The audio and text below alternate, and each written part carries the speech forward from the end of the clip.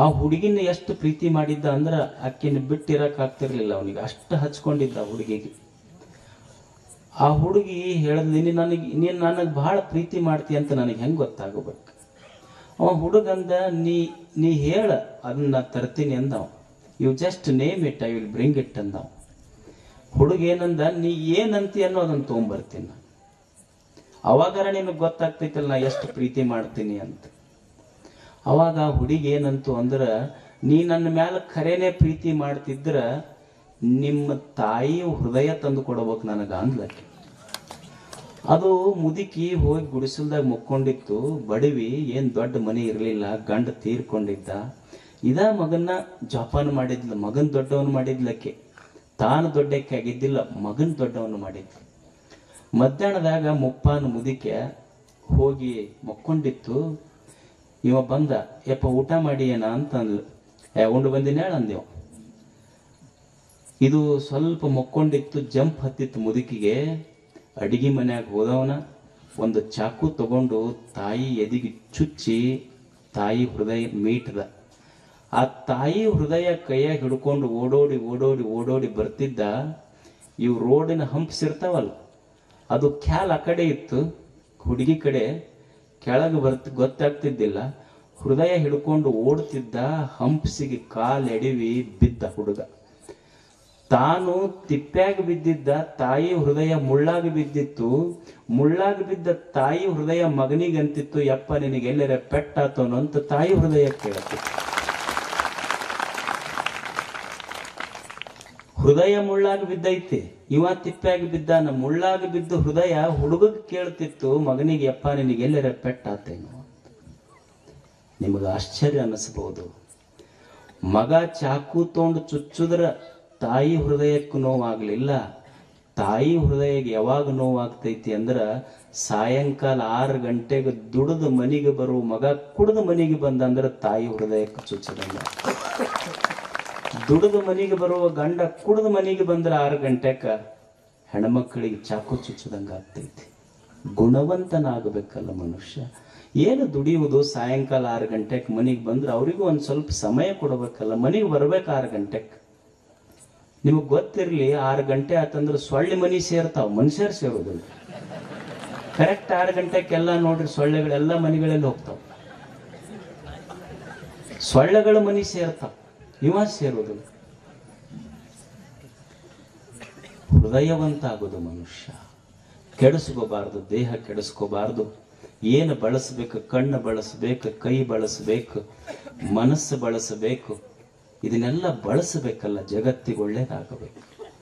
ಇದು ಕೈ ಎಷ್ಟು ಅದ್ಭುತ, ಇದು ದೇವರು ಹೆಂಗ ಮಾಡಿಟ್ಟಾನ. ಸುಮ್ಮನೆ ಸ್ವಲ್ಪ ಕೈ ಬಳಸಿ ಬಿಟ್ರ ಏನೂ ಇಲ್ಲ, ಬಹಳ ಅಲ್ಲ.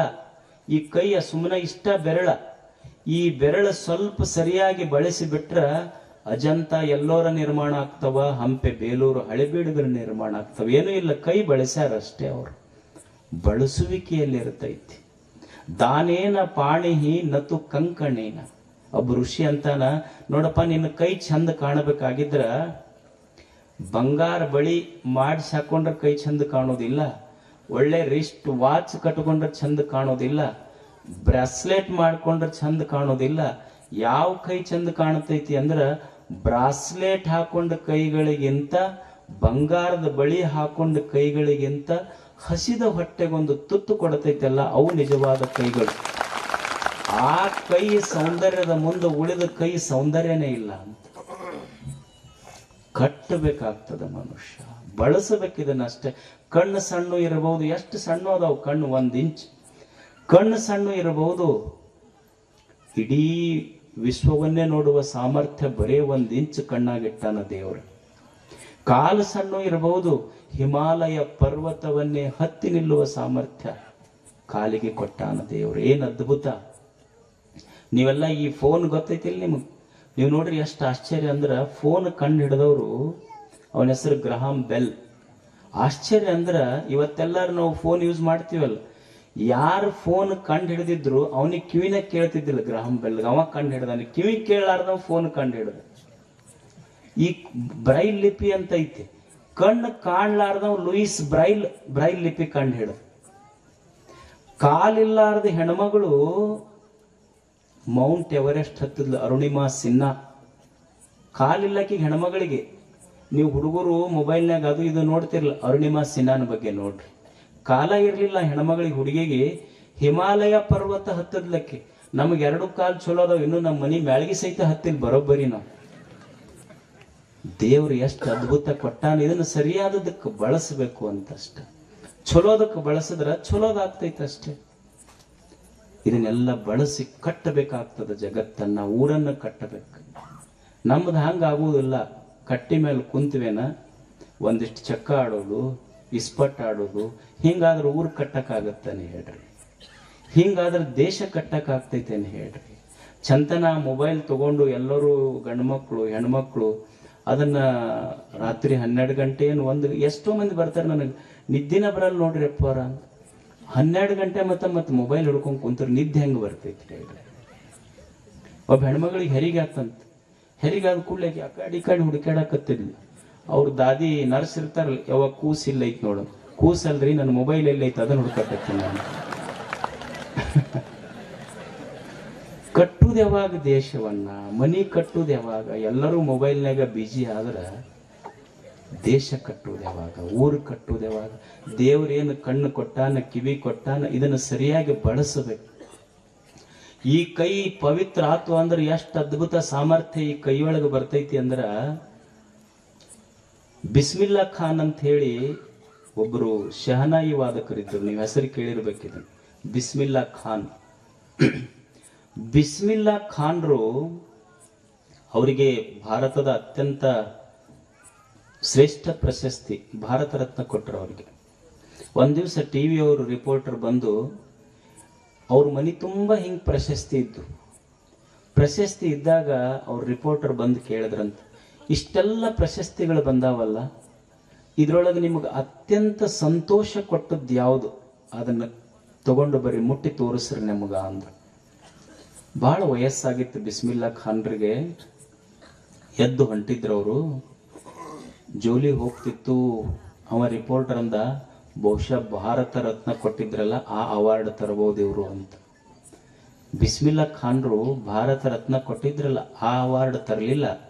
ಹೋಗಿ ಒಂದು ಮುರುಕ ಕಪಾಟಿತ್ತು, ಆ ಕಪಾಟ ತೆಗೆದು ಅದರೊಳಗೊಂದು ಹರಿದ ಜಾಕೆಟ್ ಇತ್ತು, ಅದನ್ನ ತಗೊಂಡು ಬಂದು ಆ ರಿಪೋರ್ಟರ್ಗೆ ತೋರ್ಸಿದ್ರಂತ. ಹಿಂಗ್ ಹಣಿಗೆ ಹಚ್ಕೊಂಡು ನಮಸ್ಕಾರ ಮಾಡಿ, ನನ್ನ ಜೀವನದೊಳಗೆ ಇದು ಅತ್ಯಂತ ಶ್ರೇಷ್ಠ ಪ್ರಶಸ್ತಿ ಅಂದ್ರು ಬಿಸ್ಮಿಲ್ಲಾ ಖಾನ್ರು. ರಿಪೋರ್ಟರ್ಗೆ ಆಶ್ಚರ್ಯ ಆಯ್ತು. ಅಲ್ಲ, ಪದ್ಮಶ್ರೀ ಸಿಕ್ಕೈತಿ, ಪದ್ಮಭೂಷಣ ಬಂದೈತಿ, ಭಾರತ ರತ್ನ ಬಂದೈತಿ, ಈ ಪ್ರಶಸ್ತಿಗಳು ನಿಮಗೆ ಸಂತೋಷ ಕೊಟ್ಟಿಲ್ಲ, ಯಾವ್ದೋ ಒಂದು ಹರ್ಕ್ ಜಾಕೆಟ್ ತೋರ್ಸಕತ್ತೀರಲ್ಲ. ಅವಾಗ ಇದೇನಂತ ಸಂತೋಷ ಕೊಟ್ಟೈತಿ ನಿಮಗ? ಅವಾಗ ಬಿಸ್ಮಿಲ್ಲಾ ಖಾನ್ ಹೇಳಿದ್ರಂತ ರಿಪೋರ್ಟರ್, ನೋಡ್ರಿ ಈ ಜಾಕೆಟ್ ಐತಲ್ಲ, ನಾನು ಬಹಳ ಸಣ್ಣ ಹುಡುಗಿದ್ದೆ, ಸ್ವಾತಂತ್ರ್ಯ ಹೋರಾಟ ನಡೆದಿತ್ತು, ಅಲ್ಲಿ ಒಬ್ಬ ವ್ಯಕ್ತಿ ಭಾಷಣ ಮಾಡಕ್ ಬಂದಿದ್ದ, ನಾನು ಶಹನಾಯಿ ಬಾರಿಸಿದೆ. ಶಹನಾಯಿ ಬಾರಿಸುವಾಗ ಈ ಜಾಕೆಟ್ ಹಾಕೊಂಡಿದ್ದೆ. ಅವ ನನ್ನ ಶಹನಾಯಿ ಮುಗಿದ ಮೇಲೆ ನನ್ನ ಬೆನ್ನು ತಟ್ಟಿ, ಈ ಜಾಕೆಟ್ ಹಾಕೊಂಡಿದ್ ನಾನು, ಬೆನ್ನು ತಟ್ಟಿ ಬಹುತ್ ಬಡಿಯಾ, ಬಹುತ್ ಅಚ್ಚಾ ಹೈ, ನೀನು ಬಹಳ ಚಂದ ಬಾರಿಸಿ ಅಂತ ನನ್ನ ಬೆನ್ನು ತಟ್ಟಿ ಹೇಳಿದ್ದ. ಅವ ಜಾಕೆಟ್ ಮುಟ್ಟಿದ್ದು. ಅಂಥ ವ್ಯಕ್ತಿ ಮುಟ್ಟ್ಯಾನ. ಯಾರ ಜಾಕೆಟ್ ಮುಟ್ಟಿದ್ರು ಅಂದ್ರ, ಇದು ಜಾಕೆಟ್ ಯಾಕೆ ಬಹಳ ಅಷ್ಟು ಪವಿತ್ರ ಅಂದ್ರ, ಪಾಕಿಟ್ ಇಲ್ಲದ ಗಾಂಧಿ ನನ್ನ ಜಾಕೆಟ್ ಮುಟ್ಟ್ಯಾನ, ಅದಕ್ಕೆ ಇದು ಇಷ್ಟು ಪವಿತ್ರ ಐತಿ ಅಂದ. ನಮ್ಮ ಯಾಕೆ ಕೈ ಪವಿತ್ರ ಆಗುವಲ್ವ ಅಂದ್ರೆ, ನಮ್ಮ ಎಲ್ಲರೂ ಪಾಕಿಟ್ ಅದಾವ, ಎಷ್ಟ್ ಹಾಕಿದ್ರು ತುಂಬುದಿಲ್ಲ ನಮ್ಮ ಪಾಕಿಟ್.